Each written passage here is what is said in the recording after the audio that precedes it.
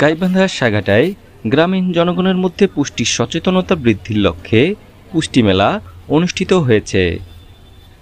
9 September সকালে সাগাটা degree college মাঠে সামাজিক উন্নয়ন কেন্দ্রের উদ্যোগে আয়োজিত এ মেলা অনুষ্ঠিত হয়।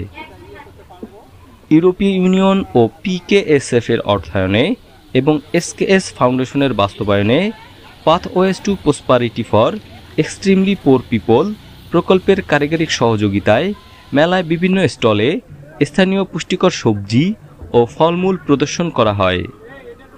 এছাড়াও বিতর্ক প্রতিযোগিতা ও নাটিকার মাধ্যমে গ্রামীণ নারী ও কিশোরীদের পুষ্টিকর খাদ্য গ্রহণের গুরুত্ব তুলে ধরা হয়। অনুষ্ঠানে বক্তারা বলেন, দামি খাবারেই পুষ্টি রয়েছে এ ধারণা সঠিক নয়। স্থানীয়ভাবে উৎপাদিত শাকসবজি ও ফলের যথেষ্ট পুষ্টিগুণ রয়েছে, যা নিয়মিত গ্রহণ করলে পরিবারের সব সদস্য সুস্থ থাকতে পারেন।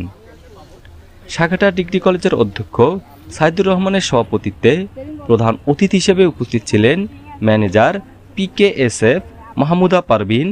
বিশেষ অতিথি হিসেবে বক্তব্য রাখেন সাগাটা উপজেলা পরিবার পরিকল্পনা কর্মকর্তা সাইদ হাসান, SKS এর coordinator field operation Bahram Khan, senior programme manager PKSF ডাক্তার Sheikh Sultan Mahmud Hizbullah, project coordinator Ataur Rahman, community mobilisation technical officer Nazrul Islam এবং SKS এর প্রোগ্রাম অফিসার লাইভহুড ডাক্তার সরকার রুহুল কুদ্দুস।